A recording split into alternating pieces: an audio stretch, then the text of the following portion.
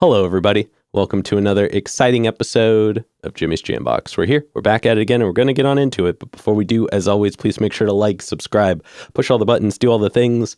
You know, I don't know where they are, but you do, and I trust you. With that being said, here's a quick word from our sponsor. Hibiscus, a lush and invigorating tea. Bright, tart, and a touch sweet, this passion-inspired blend is crafted with hibiscus, lemongrass, rose petals, cranberry, spearmint, orange, and lemon peel. The Brothers Apothecary. Fine teas and remedies. All right, thank y'all so much for watching again. Shout out The Brothers Apothecary. Make sure to click the link below. Go check them out. Guaranteed you're going to like something. But with that being said, let's go ahead and get on into it. Here is today's guest. What's good? It's FH Ronin, the Certified Sancho. Hello. Thank you so much for joining us. Yeah. Why don't you tell us a little bit about, where you're from, what you do, give us that Tinder profile of your involvement with music. All right. So originally I'm from California, like the Central Valley, Fresno area, you know what I mean? Okay. Kind of hard to explain exactly, if you're not from there. I'm from Sunnyvale, which is right outside of San Jose. Oh, okay. Yeah. So for everybody who doesn't know, that's where I'm from. I'm from the Central Valley originally. Came out here to Portland around 2015. Okay. And so, yeah, man, I'm just living out here ever since then. I came out here just to pursue other goals before I got back into music, you know what I mean? Oh yeah. So what got you into music initially? I grew up in a musical household, you know what I mean? My mom be singing around the house while she's cleaning or whatever. My dad was actually in the band. Oh, cool. Mexican band, way back in the day before ever I was around. Mm-hmm. So just having that musical influence in the house, it kind of stuck to me. And then I actually started, just listening to everything that my brother was listening around the house, so it just it was just instilled in me at a young age, and eventually I just started rapping around 13. So, oh, yeah. Do you play any instruments? I don't. I like to say I have an ear for it, because I'm a producer also. Mm-hmm. So when I'm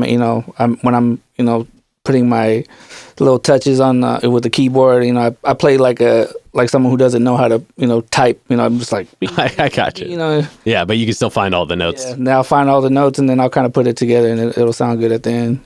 Oh yeah, no, I feel that. Yep. And then for this next question, this is one that these are just kind of a couple foundation questions to get to know the starts of music for you. But this next one is one we ask early. It's one we ask often, and it's definitely a crowd favorite.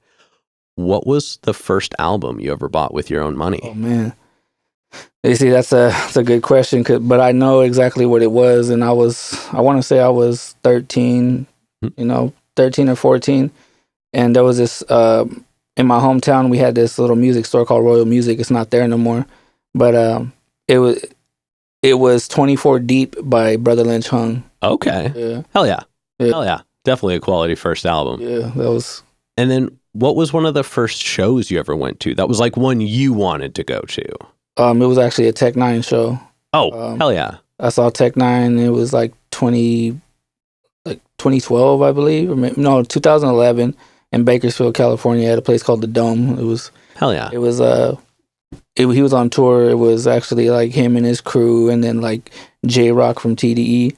Okay. That's when Kendrick Lamar was his hype man. No one knew who Kendrick was at the time. Oh yeah. So it was. Was Chris Calico there? Yeah, it was Chris Calico. I believe it was Cut Calhoun back in the day. And I think that was it.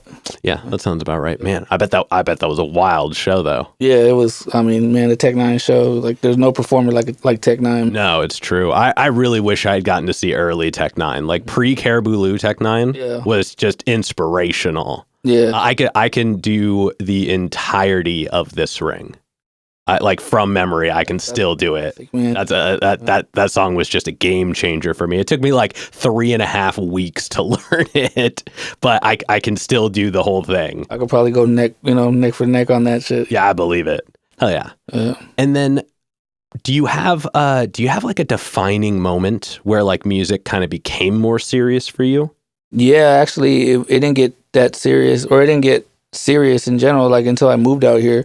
Okay. So, like I said, I started rapping like when I was 13, and I was like with this little group of, some, so-called friends, and we were, rapping around the town and stuff, but like things didn't get, I pretty much gave it all up because I went to culinary school. Okay. So, I came out here for a job and I left all the music stuff behind. And when I got out here, I kind of met the right people. I started seeing how alive the music scene is in the Portland area. Yeah. Met a lot of good people. Met the right people, I feel like, and just kind of used that to, just start another career. But here there's a lot more support than there is back home. So, and a whole lot more big of a network of people that you can just, create music with, you know what I mean? And it made sense just to get back in it. Oh yeah. So do you still do anything culinary wise, or is this like what you do now full time? Actually, I have a career. I'm a dining service manager, a certified dietary manager at a nursing facility. Oh hell yeah! So I run the kitchen there. It's a weird life that I live. Because we're so heavy in the music also, and then I have a career. It's not like I work at McDonald's or some shit. No, I feel you. It's real serious. Yeah, no, I work in medical during my regular job for my 9 to 5, and a lot of people are like, "Wait, you work where?" Yeah. So it's kind of a strange duality when you look at like what you do to make the money to fund the thing that you want to be doing. Right. Oh yeah. But now let's go ahead and let's dive into the present day. Let's get to know a little bit more about you right now, and we're just going to get the super easy one out of the way. How did you pick the name? Man, FH Ronin, that's FH stands for Freedom Homes, which is my neighborhood back home in my hometown, way back in the day before there were actual neighborhoods, there were migrant camps. And, it's like the Filipinos and the Mexicans were all working in the fields, and they had these camps that were set up. So once they were built into actual neighborhoods, they gave it a nickname. We have a few other neighborhoods that are like that have other names, but where I'm from, we call it the Freedom Homes. And if you lived in that area, you're a FH person. You know what I mean? So that's the first part of my name. Also, Ronin. When I had given up rap and I stopped being part of like the groups I was with, I felt like a Ronin is a samurai with no master. Mm-hmm. So I was doing things on my own. So I felt like a Ronin. You know what I mean? I was just like floating around, stuff like that. So I just put it together, Freedom Homes. I'm the Freedom Homes Ronin. Oh yeah. You know what I mean? So. Oh yeah, I dig that. Yeah. And then getting into your, let's get into your writing process. And I want to focus on a few different points in it, but we're going to start right at the beginning. When you get inspired, when you're ready to make music, it's, you have the urge. What are some of the things you do to get started on a track? Man, it's kind of, I have two ways of doing things. Like first, I'll come up with bars. Like I'll be driving somewhere and I'll come up with a bar and I'll just put in my notes in my phone. Mm-hmm. And so I have a bunch of bars in my phone. So if I need to put together a quick verse or something on the spot, I'll just kind of go and piece something together. Mm-hmm. Unless I'm sitting in a studio and I need to get something done, I'll try to, I need to hear the beat. I need to feel the vibe. I need to know what direction we're taking things in. And then I'll just pull from my whatever creative juices I got going on, you know what I mean? Yeah. When I'm working with my crew, like when I have like Spencer Boston in the studio, we always go with an agenda. Mm-hmm. So we know what we're doing and we just kind of knock stuff out pretty quick, Oh yeah. So it's a couple different processes. Do you produce a lot of the beats for your own music? Actually, I have like two or three songs that I have actually that's out that I produced and mixed and mastered and all that stuff entirely. But at this moment in my career, like the music stuff, it's really hard to make, produce the beat, engineer myself, all that stuff. It slows the whole process down for me. So ever since that I started taking music serious, I just, I'll buy a beat from somebody, or I have a couple friends that make beats and they'll kind of I'll work with people like that. And then now I don't record myself. I go into actual studios and I think if I could just focus on being the artist, I think it comes more natural. Yeah, and I think that's a healthy distinction. I mean, there are plenty of people who can do all of it and are fine with doing it, but I think there's a pretty vast majority who like they're trying to do so many things at one time, they don't get to appreciate their part of the art. You know what I mean? Like, really, I think, and especially with how accessible all the other parts are now. Like, I think that if people took a little more emphasis on growing their craft and becoming super strong in their lane and trusting in other people for the other parts of it, it really goes a long way. Yeah, because having a home studio is easy to get now. It's true. So many bundles for under $100 or something like that. Yeah. And you could just have a, studio in the corner of your room. Back then, when I first started, if you had a home studio, you were the shit. Yeah, everybody wanted you to come over and do something with them or like be a part of your space when they were doing stuff. Like, and I remember even when I was like, when we were younger, because I grew up in the Silicon Valley, so like the knowledge was there, even if the tools weren't. But even then, it's like we had to like scrounge up money for like a microphone that went into 1/8 inch, and then we got Audacity, and that was how we tried to record our first demos. But even then, that was like. Man, that was the struggle. Like, I think we all teamed up to like buy a like $300 laptop between the 5 of us that were in the band at the time. You blew my mind with that Audacity thing. Oh, it was free. I used that, and I used like a free demo of like Cool Edit Pro. Yep. Yeah. No, I mean, like it's not to, and even then, like that wasn't great. That was just so you could like hear yourself back and be like, oh, that's what I was doing. Yeah. It was not the best thing to record drums on, trust me. Vocals alone, but I can't even imagine doing like tracking instruments on that shit. Oh, it was rough. It was so bad because we didn't understand mic placement or anything like that. So we were just like, I'm sure it'll be fine. It was never fine. It was so bad. But that's enough about me. Let's get back into you. And still focusing on the writing process. Once you have a track finished, so you've got everything on paper, you got it all practiced, you've got it all written, how long does it take you to get comfortable enough to perform a track? Oh, I would say like to get really comfortable with it, probably like I need a couple weeks of just kind of constantly listening to it because, I kind of... Once I finish the song, I try to get on to the next one. So sometimes I have to kind of like learn it a lot. But there's been times like I think my biggest song out right now is the Certified Sancho.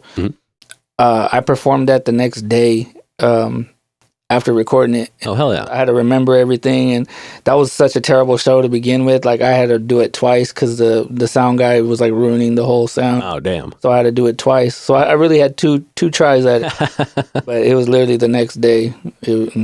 Man, never again. No, I mean, I think anything worth performing is worth practicing at least a few times. When it comes to your general performances now, like, do you usually do you practice the whole set, like fully kitted up, moving around the full time? Do you just try to like run through the day? Like, how do you go about getting ready for a show? So kind of, it depends on actually which members are performing, but we have a few sets already created. I create our sets. And I kind of just go about it in like the energy, gauging what kind of energy are we expecting, you know what I mean? But just trying to get, that's kind of tough one because my mind is everywhere during that time. I'm listening to it in the car, I'm calling we're having a little meeting with the team, like, hey, this is how we're going to do things. And things never go as planned, but, we leave it all out on the floor at the end, just get it over with and best performance we can actually give. Oh, yeah. And then I guess let's focus on some of the other hats you wear because it sounds like you do a lot outside of just being an artist, even though, that was the priority focus on the writing part.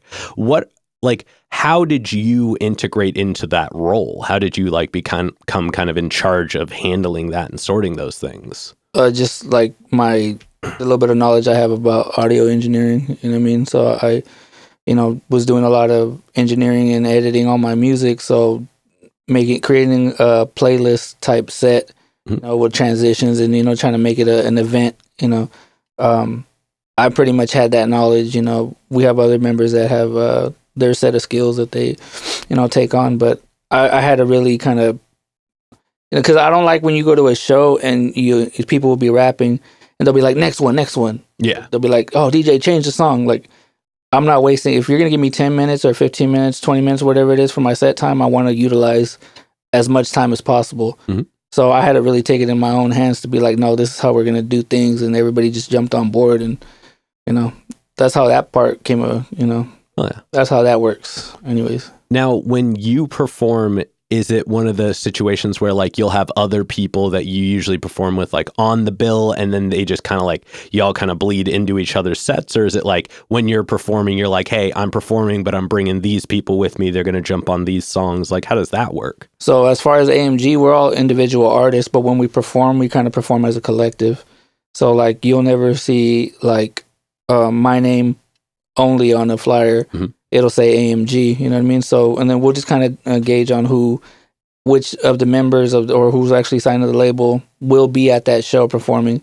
And that's kind of how we divide, we'll divvy up the time. Or if we have songs that we all have together, mm-hmm. even better, because we'll just kind of make it a big set with all of us. And we kind of make sure that we all have a little solo one here, because we also want the people who come to see us to know the song that we're known for. Yeah. So yeah, try to find a balance. Oh yeah.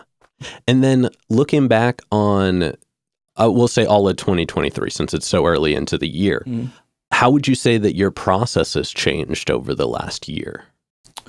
As far as?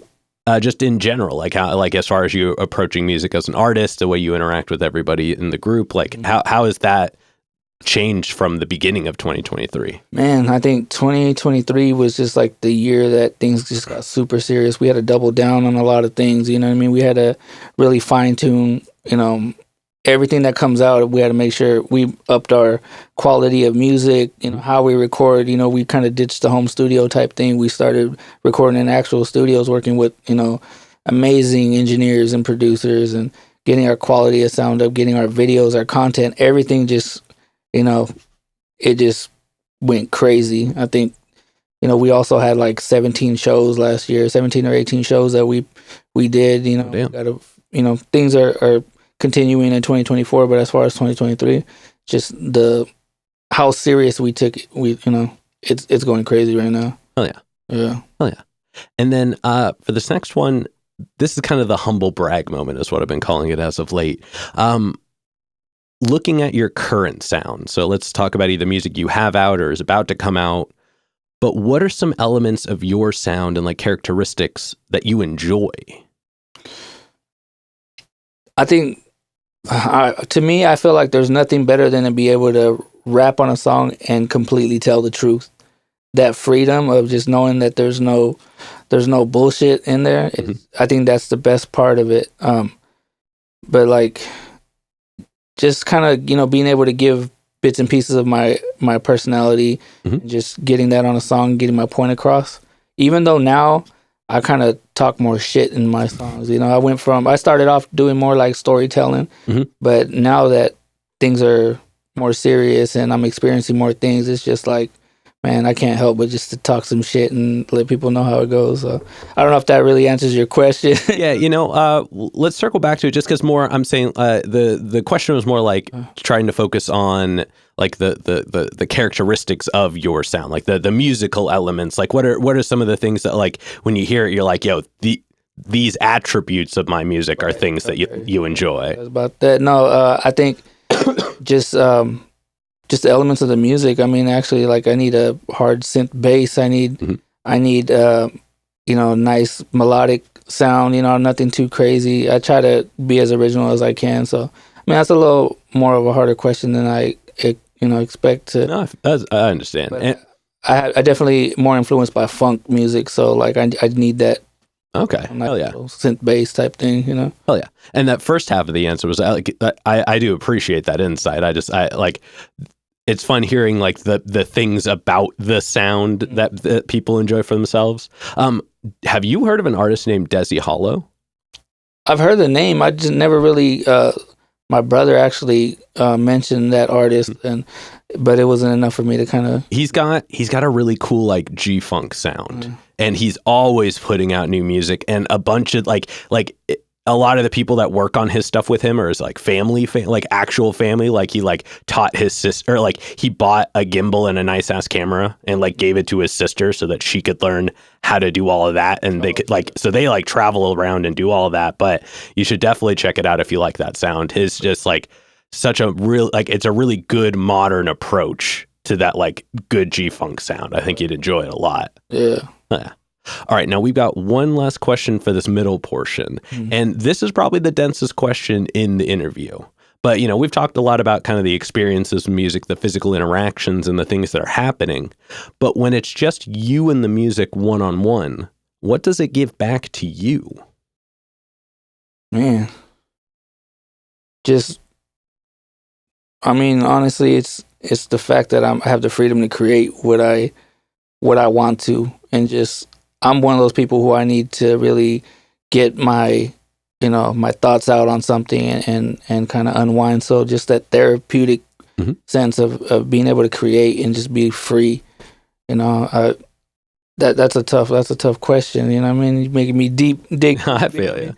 But I think it's just that gratification. I mean, just like I deal with a lot of stuff outside of the music. So music is really an escape. So when I could just hear a beat and just kind of let off on it, get some stuff off my chest, it's just like a great feeling, man. No, totally. And I think you really touched on a point that I wish more people brought up right at the very beginning, the ability to create, like for us to be able to make something as musicians, like that's, because like at least me personally, I can't paint, you know what I mean? Like I can't do visual art, I can't sit down and write a book.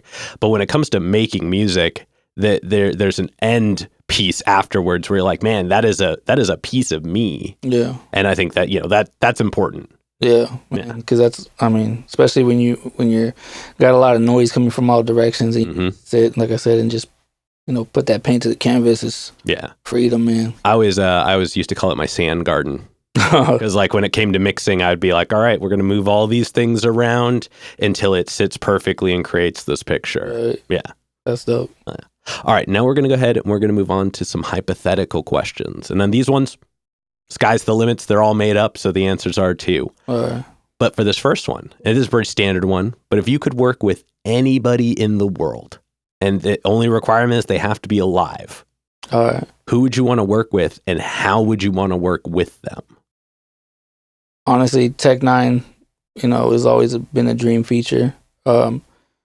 Isn't he doing features right now? He is. He did one for one of the local artists in Portland. Didn't he do it with Tylilu? Yeah. Shout out Tylilu. Man, that's a game changer right there. That's but Tech-9 was, it's just because I was a big Strange Music fan. I was like, I had the snake and bat tattooed on my arm for a long time. I think just being able to do like a song with Tech-9 and then obviously creating a real creative visual behind that, I can't even tell you where that direction would go, but no, I think especially if it was an opportunity to be in the room with him, like that, I would let him take over that situation for sure, and just like watch that process. That would have to be something completely different. Yeah, I would definitely say Tech-9, or just to throw another one out there, man, Bootsy Collins. Oh hell yeah! Like just to create like some player shit with him just hitting that damn bass, and imagine the stories you could hear from that guy. Oh, it would be incredible. Bootsy, if you ever want to be on the show, Tech as well, but that would just, you gotta get them both on you. Yo, that would be fun. I can only imagine that conversation. I don't even think I would say anything. I think I'd just let him talk. Hell yeah. But no, those are two super solid answers. Honestly, I would love to make a track with Chris Calico sometime. Yeah, that one's actually something I've been trying to work on, and a lot of a few members from Strange Music that are no longer on there. But did you hear his album that he put out in, I think it was 2021?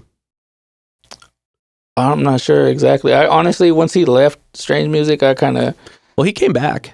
Did he? I'm pretty sure he's back now. I know he's done a few shows, but he started his own label, so I know. Yeah, I know he left for a bit, but I'm pretty sure he's back now. And I think that one that came out in 2021 was wild, because like Chris has always had such strange sound. Like, that's kind of been his thing. It's been a lot more melodic. It's been a lot more like, just out there for sure. But he came back, and when he came back, that album, I'm pretty sure it came out in 2021, but don't quote me. It just had this it had a weirdly modern feel. Like it feels like he kind of like went after some of the more current styles of music, but he couldn't leave the Strange Music sound behind. So it integrated really cool. It's definitely worth checking out. I'm gonna have to circle back around and stuff like that, because that, like I said, was a huge influence in my life, and I was actually in his video Unstable. Oh shit, I love that. I mean, that album in general. Yeah, they recorded that song that video at it was, I forget where it was at, or the venue actually, but it was in Ventura, California. Hell yeah. And there was like, hey, you know, we created a mosh pit. That guy Prozac was on that show, and he kind of created a big old mosh pit. And right after that, they were like, hey, you know, Chris Calico shooting his new video, you know, so Oh damn. see me in the corner, you know, a young Ronin on the. Well, now I'm definitely going to be looking for it. Genius is still one of my favorite songs. Yeah. Just the way that it comes in the like I was not ready for it because I heard the album before I saw the music video, so I just wasn't ready. And then I watched it, I was like, "Bet." Yeah, they had like the what's that show? It's a sample. It was like the Munsters or something. Oh man. Or the Addams Family. Yeah. Ed Munster or whatever is what I was thinking about. But yeah, I remember that shit was. Oh yeah. Oh yeah. All right, but getting back to the hypothetical questions. So the first question was, if you could work with anybody in the world, who would you pick? Now, subsequently, who's a local artist that you're aware of that you haven't gotten to connect with yet, but you would like to? Man, I tried to get this feature for a while, and we kind of connected, but I ended up producing a couple songs for him instead. A good friend of mine, his name, he goes by Mac Trell. You know, I heard about him through another interview he did, and called him up for a feature. He came in like my production. I didn't even get my feature. We ended up actually just producing a couple songs for him. Oh damn! But Mac Trell's one. Another one is Peso. Putting on for the Mexicans out there, man. Peso is like one of those ones I see just grinding, man. Yeah. He's from Arlington Drive. He's out here. He's from the Humboldt neighborhood in Portland, but he's a really, really solid artist, man. And hell yeah, real funky style too that I like. Yeah, hell yeah. All right, and then for this next one, if you could perform anywhere in the world, and you wouldn't have to worry about crowd access, building stability, power, guaranteed best lineup, guaranteed best show, and it doesn't have to be a venue; it could be anywhere. Where would you want to perform? Oh man, Chichen Itza. You know, take me to the Mayan pyramids, man, in Chichen Itza, and you know, just performing. If I could turn that into like a whole layout of just performing for a bunch of people, especially in my motherland out there in Mexico, you know what I mean? Just think that'll be some crazy shit. And I don't know if you've seen like the acoustics that are there. Like they have like I saw a video where it's like a guy who's at the very top of the pyramid and a guy's at the bottom, and he's talking in normal voice, like normal volume, and the guy can hear them. And I guess it was like, so like when they spoke, they could speak to everybody clearly, you know. Just I think that would be it right there. Hell yeah, that would be wild for sure. Yeah. And also, I just like I like when people pick places like outside of the country. You know what I mean? Like when there are spaces in the world, especially with the question being you could do it anywhere. Yeah. I always tell people I want to do an interview at the Sydney Opera House. Oh, I think that would be just an experience. You know what I mean? That or Red Rocks in Colorado. Man, Red Rocks, that was like a default answer for me for a while. It's such a cool venue. Like just the way that it's built into the actual rock itself, and how like even the stage has it integrated experience wise. It just that's one of those places where every seat's a good seat. Right. And that's something else. Yeah. Hell yeah. A treat for everybody. Hell yeah. And then to wrap up the hypothetical questions, if you could get one more album from anybody, they could be alive, they could be dead, they could have just put out an album yesterday, they could have put out an album 100 years ago, who would you want one more album from? Big L. You are now the second and a half person this week to say Big L. Really? Yeah. And it was funny enough, I only say a half because somebody said something different, and then I brought up Big L, and they were like, that was going to be my other choice. Yeah. That is I wonder what the correlation is. He was just, I felt like he never got to reach his full potential. No. And I fully agree. I think if Big L could put out an album, especially right now, yeah, that would be a game changer. People would not be ready for that. Yeah, my brother put me on the Big L a few, like, I want to say like maybe 6-7 years ago. And my brother's a real hip hop head, so he'll just be like, hey, check this out, you know.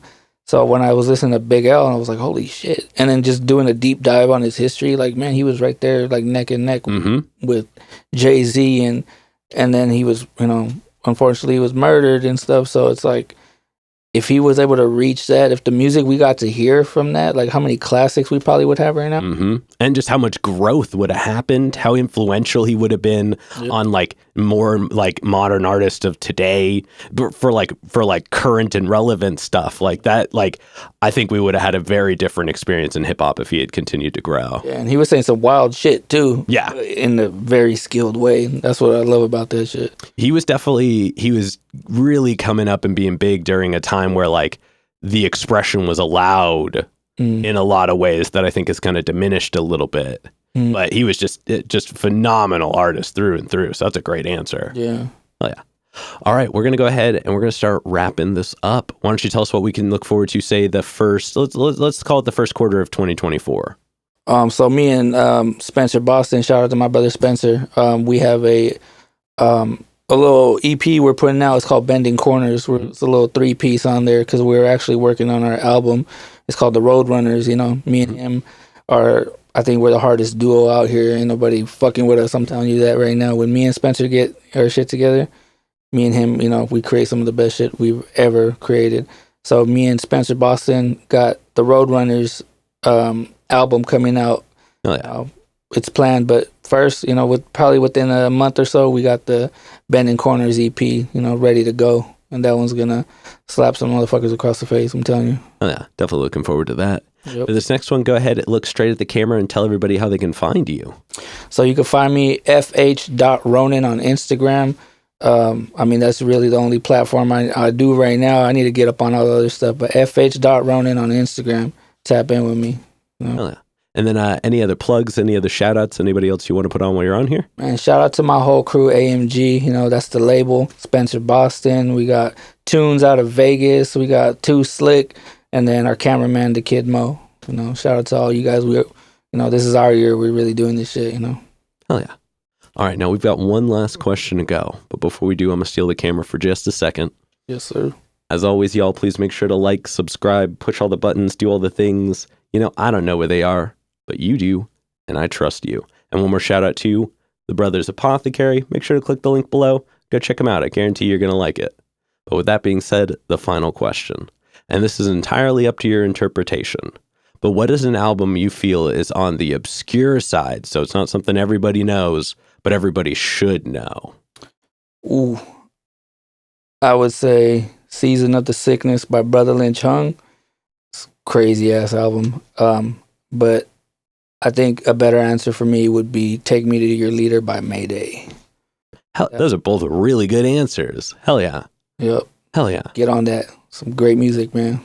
Facts. Yeah, definitely. All right, we're going to go ahead and get up and out of here. Thank you so much for joining us today. Thanks for having me, man. Hell yeah. This has been another exciting episode of Jimmy's JamBox. I'm Jimmy. This is FH Ronin. And we're signing off. Later, y'all. That's a wrap. This is not a podcast. This is a show.